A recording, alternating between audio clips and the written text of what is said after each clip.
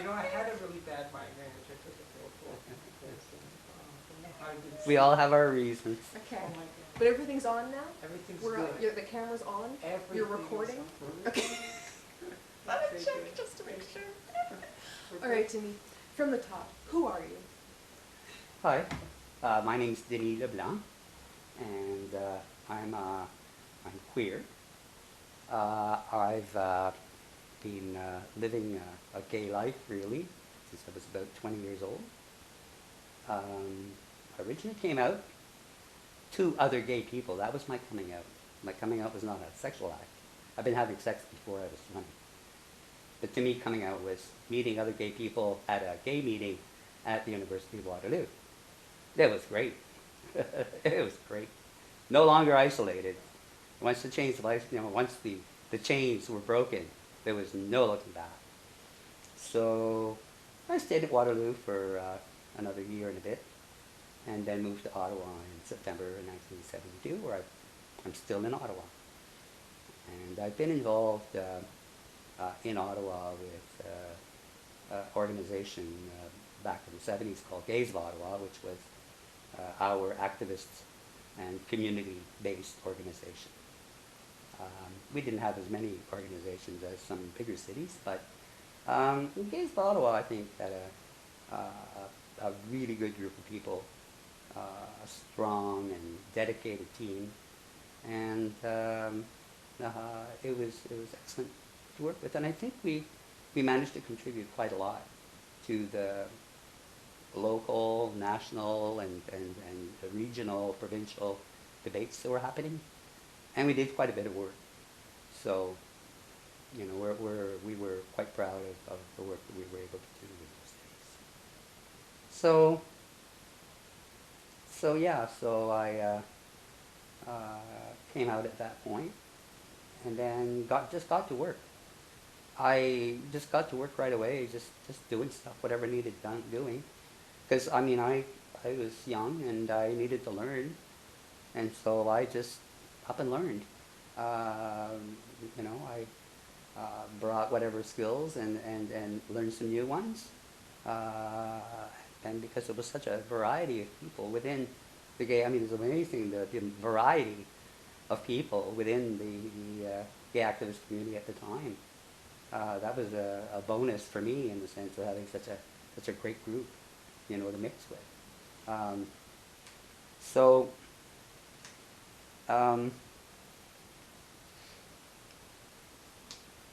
So I got involved, and within a couple of years, I was, I guess I should say, I was the president of Gays of Ottawa after Charlie Hill. I only put in 1 year though, but that was on purpose. Our executive committee at that point decided that we really shouldn't have presidents lasting more than a year because it was such a tough job, and it should be shared. And so that's, you know, for the at least the next 15 years, Gays of Ottawa presidents were only president for a year, and there wasn't anything barring people, but it was just for the good of the organization to make sure nobody burned out, and maybe to give other people the chance and opportunity to develop leadership skills and that sort of thing, because we shared those skills. You know, it wasn't just one person doing all the media or that sort of thing. We all took whatever courses we could and shared knowledge with each other so we could learn from each other. But we were pretty well organized by committee, and my primary involvement was with the Political Action Committee at Gays of Ottawa, which was its heart as far as I was concerned.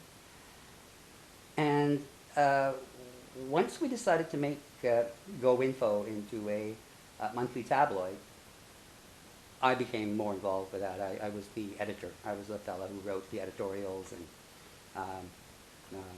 I guess I was in charge of the news department too.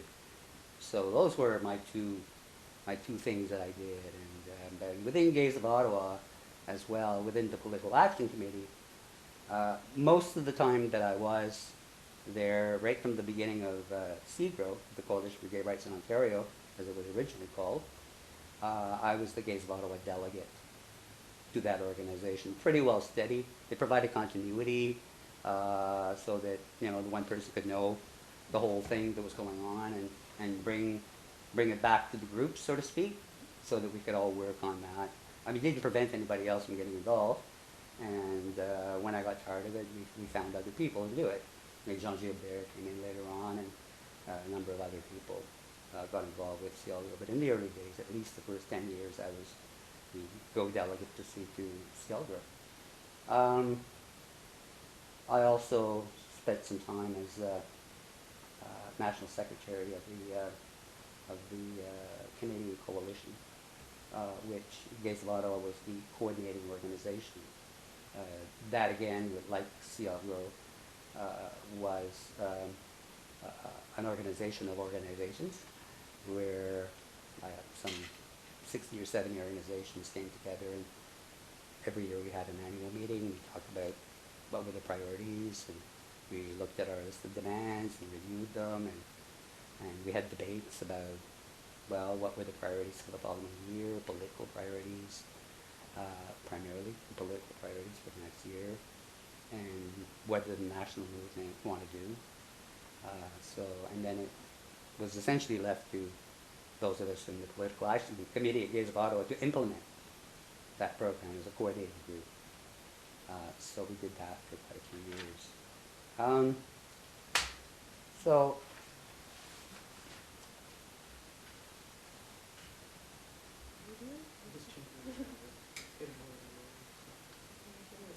okay. No, I'm not susceptible. Okay. One of our housemates, Kendra, in the 1970s, was susceptible to that. Yes, yeah. I have a friend who is Yeah. quite epileptic, and so Yeah. whenever there's a Yeah. flashing light, I'm like, no Yeah. flashing Don't. lights. Exactly. Okay. Is the mic on again? Can we pick up now? Yeah, very good. We can pick up from where we left off, maybe? Okay. Because I still had just a little bit Yep. more to add. Sure.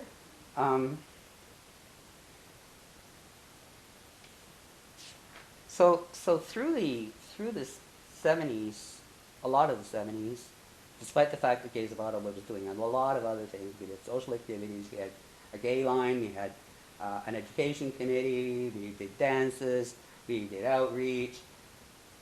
My thing was just about always political action, whether it was managing a campaign or being a member of a team who worked on a campaign. I didn't really see myself as a leader. I saw myself as a member of a team. That's pretty well how we did it at Gays of Ottawa. We had a pretty small group of people who were, I think, quite dedicated, who did a lot of work. Some of it not seen, some of it behind the scenes, but allowing like the team leader or project leaders to excel.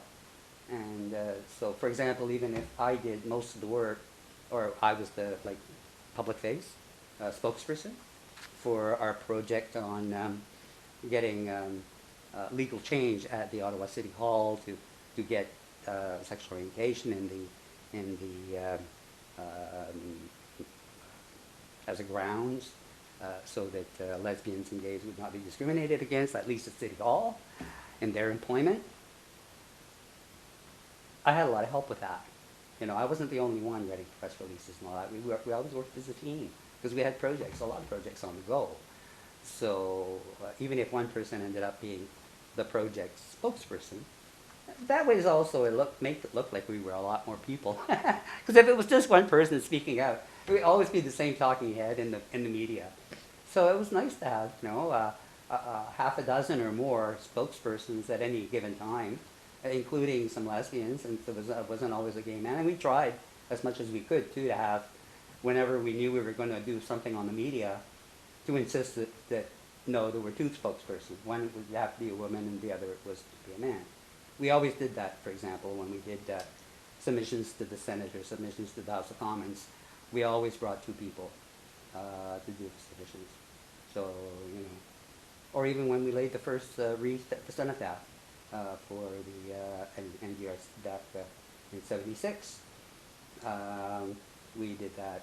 It was me and Barb did the first time around, and then we handed it over to military people, gay military people, from '76 on to get ready for it. another 20 years. But we did it officially, though. We got the Legion to give us we bought a wreath from the Legion. It wasn't just an unofficial wreath. We wanted them to print the name. We wanted to be part of the official delegation there with the scouts and stuff. That created a media, just that little thing. You know, the Legion at first refused. So, of course, we had a letter of refusal in our hands. Hey, you slap a press release on top of that, and off you go. Another way for us to raise heck, if you will, raise another issue. That's how, even if there are issues that fall on your lap, where you can get the word gay out. And that's the other thing about what we were doing. Yes, we had campaigns. Yes, we had priorities. Yes, we had a bit of a bureaucracy. But behind it all, behind the layer, why were we doing all of this? Was it just so we could have fun? Was it because we wanted to change the world? Yeah, sure it was. But that was going to take a long time. We didn't have any illusions. You know, getting human rights, for example, it was going to take a generation. We knew that. So, but we needed a few victories in the meantime, and we got a few, you know, in passing. But really, what we were doing, even in the politics, was always the personal. We reversed it a little bit. Everybody knows about the old saying, you know, the personal is political. But when you're doing gay politics, especially gay lib politics in those days, what's political is also personal because it touches the lives, it breaks the isolation. Whenever there was, I don't know, somebody who's in high school who might be watching the news, okay, that was one of the tools that we had of reaching out to the community at large, reaching out as often as we could by different means that we had at our disposal. So the Political Action Committee used the press, the media. Our social committee used posters, advertising for dances. Our outreach committee used speaking, but they, class to class to class. Our gay line was just a matter of being there. We were there. We were available by phone. So those were the primary means we had to communicate with gay people, because that was really what we were doing through the 70s, was trying to build a community. So, so what did it matter if I knew that gays were a minority? Until we could wake up our own community to take consciousness of the fact that they were a part of a community. They weren't just a little group of people. We were more than that. We had a history. Very few people knew about the gay movement that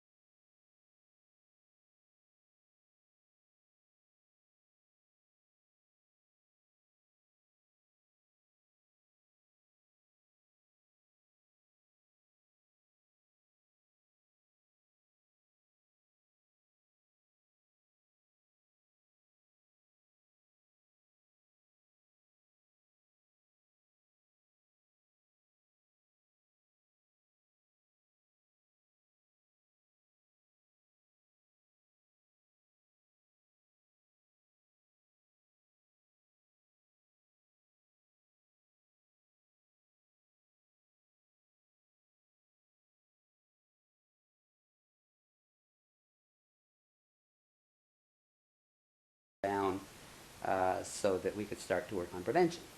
But I tell you what, you know, as in any pandemic, if we had had a government like Australia, for example, and Canadian society and Australian society are fairly similar in terms of our healthcare systems, in terms of our academics, our standard of living. But why is their infection rate 1/10 the rate of infection in Canada?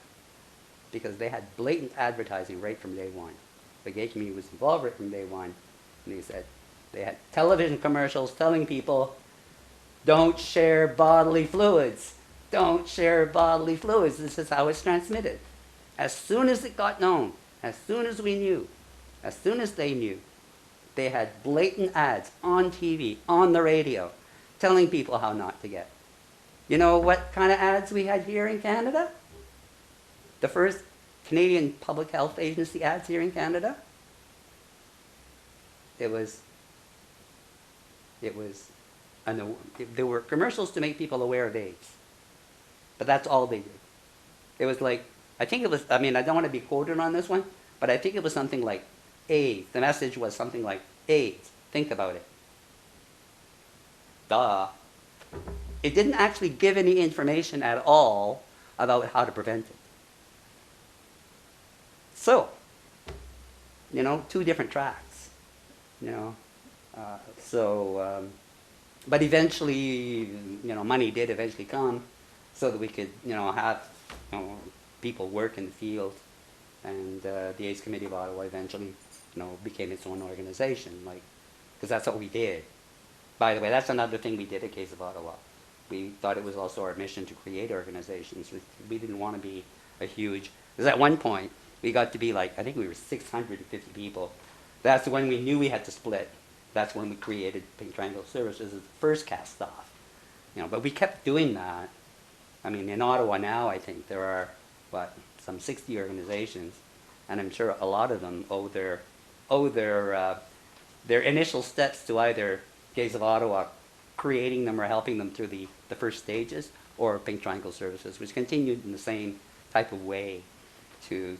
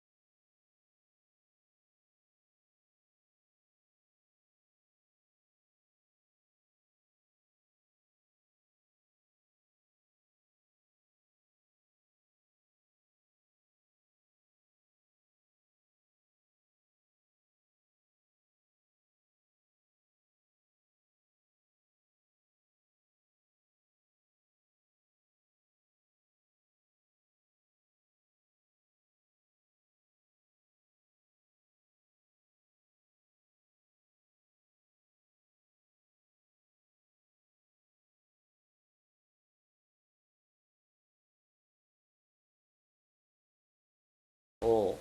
So it's easier for us to meet such a wide variety of people, I think, than, I know it is easier for me to meet a wider variety than it is members of my family, because I know my brothers and sisters and stuff. They don't know the wide variety of people that I know.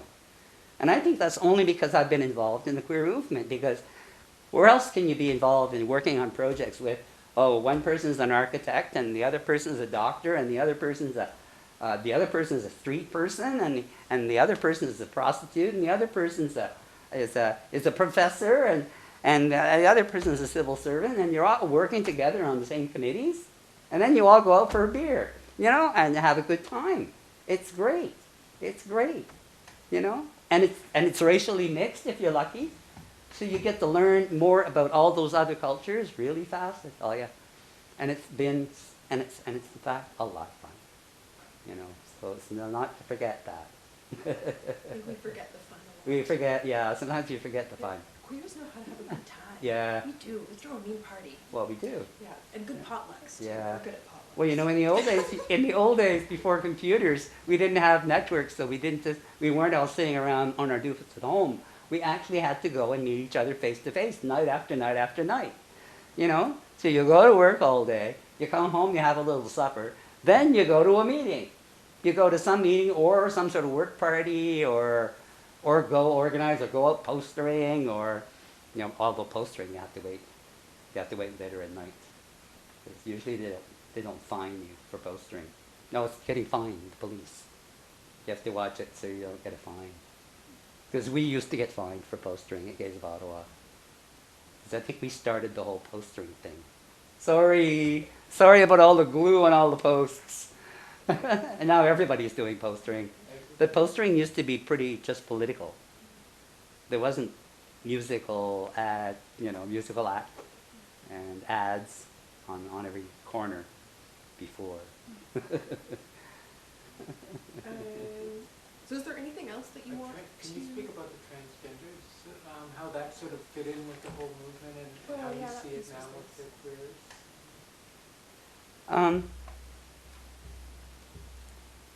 You mentioned you had some friends in that thing. Yeah.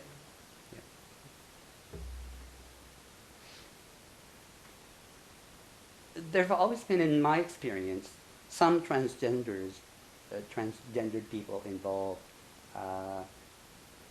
on the edges, if you will, of Gays of Ottawa, which was the organization I was primarily involved with. And also in my personal life.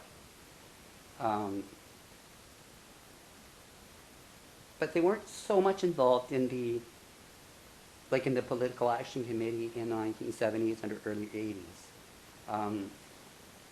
I think there were a couple of reasons for those dynamics. I think especially in the 70s that gay men and lesbians, in terms of those two entities, needed some time at the beginning to figure out who we were, organize our own bit of the sexual community. We were also excluding, we weren't excluding others, but others could join in. But in terms of the work we were doing and the priority, really had to be about us, especially at the very, very beginning. Although, again, as I said, in our social activities, transsexuals were never excluded, and transsexuals could, at any time, join in the organization. There was never any ban, so transsexuals could have, at any time, joined in, and eventually did. But that's a phenomenon, I think, that started to happen around the time that AIDS as an issue, where the community became the community of sexual minorities. I think we were all affected by AIDS. And so I think that organizationally as well, we all came together a little closer and started to work a little bit more on each other's issues and maybe lending some of our experience over to some of the transsexuals and welcoming the voices as well more within our communities, maybe starting to change our priorities as well, because I know that EGAL for a while had at least centered a couple of priorities on transsexual issues.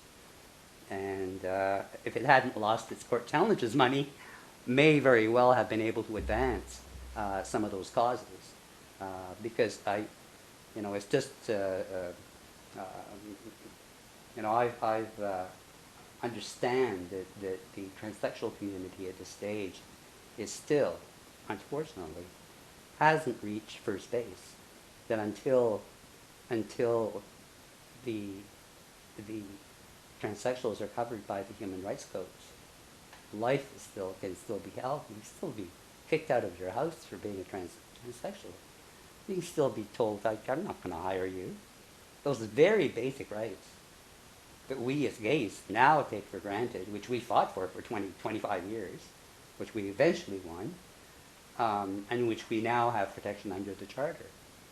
But our sisters and brothers who are transsexuals, they don't have that yet. And I think that our community can certainly lend a hand, if it's at all possible, whether it's organizationally or financially, as much as we can, because we owe a lot to the community of transsexuals. I mean, if it weren't for the transsexuals, as they say, maybe Stonewall would have been a completely different situation. The Stonewall riots in New York, that was the beginning of our revolution, so to speak.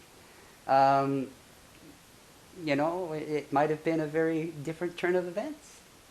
Okay, I wasn't there, but from what I know of the history, there were a lot of transsexuals involved in the Stonewall riots. And so it just demonstrates that really, even though a community can have a lot of components, in the end, we are all in the same boat, and that we should, in my view, as queers, I mean, doesn't the word queer include transsexuals? Just like it includes, I think, all of the sexual minorities, because we're not living on that big a boat. Just like we're living in the world. We're living in a world too, because while we discuss questions of, is equality better than equity, or am I happy being equal with heterosexuals, or do I think that we should have a larger agenda? Well, I happen to be with that group of people who thinks that we have a much larger agenda than just equality, because as a human being living on this planet, I think we have to worry about things like, will the middle class exist to pay taxes in the next generation? And I think that particularly the youth should be looking at this. Well, you, 30 years old, consider your situation. Will you have a pension to live on? Maybe by that point, there'll only be the 20% and who have a lot of money, and the rest will all be poor like they are in Mumbai. Maybe Ottawa and Toronto will be like Mumbai is today. Can you imagine? Can you imagine all the slums, with all of the 905 area being converted into slums because there's not enough money, and people have lost their homes like they're doing in the States? Hey, it's already happening in the States. There's big cities. Look at what's happened in Detroit. And people don't know. Detroit used to be 1.5 million people. It's now less than 1 million people, because there's nothing. The downtown is, other than some office buildings, They haven't fixed the riots yet from 1969. Just burnt out shells of houses. It's pretty terrible looking. But, there's always a chance. But, I mean, we can't. Now, I'm very happy, for example, that poverty in China has been reduced in the last generation. In my generation, in the last 20 years, that poverty went from, say, 70% of the population in China to now I think they're down 20 to 30% of the population is living below the poverty line in China. And it's about the same in India as well. They've done, I think it's a little higher poverty rate in China and in India, but those two countries, the biggest countries, are coming along in terms of standard of living. And isn't it great that finally these people are able to live decent lives? Lives like we do. Everybody wants to live like we do, don't they? But you have to be real careful, because it might get down to the common denominator, where it ends up that only that 10% or that 1% of the population ends up living well, and that the whole rest of us end up living on the bottom of the scale.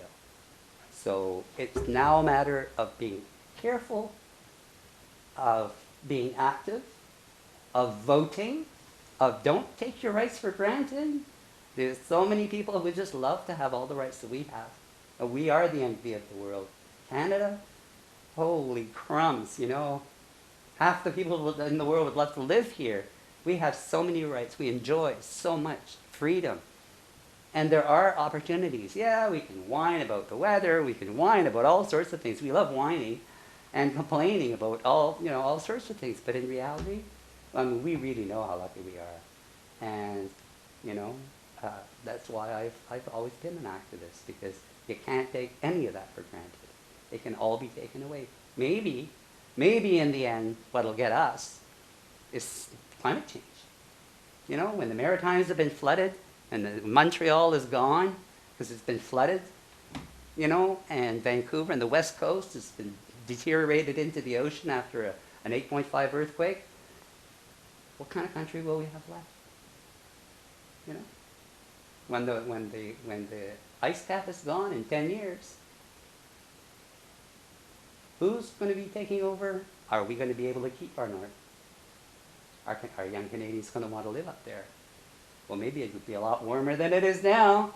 So, I mean, you have to live. We're living in society, and it's something that we should never forget to integrate our lives. I think if we live integrated lives, that we will be much happier, but we'll also have a better sense of where we as a community are.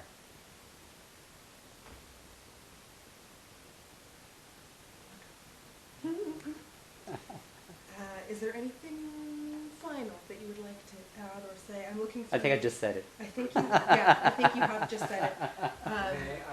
That was amazing. You refined things this time round. Yeah. Beautifully, and it was, Well, thank you. You were on cue so well. It was wonderful. Yeah, I liked the second one. Yeah. The end part. Yeah. Well, it's hard because I don't recall what I said. That's okay. You know how it is. I don't, without notes. I mean, I don't recall. You My memory's not very said good. a lot of the same things again, which was But a different way. perfect. But a different way. You Yeah. refined Yeah. them, and you were able Yeah. to pull things together in a much more precise way. You think so? Oh, you did. Okay, well, thanks so much. Thanks so much. Good job, like, Thanks you so know, much. It's beautiful. But I've had a good time. I don't Oh, care. good. See, I've lived, what's going on is I have a smoker's disease. Yeah. I have smoker's disease. Empathy? It's bad. Yeah. Oh, yeah, it's very bad. I never dealt with quitting smoke because I have AIDS.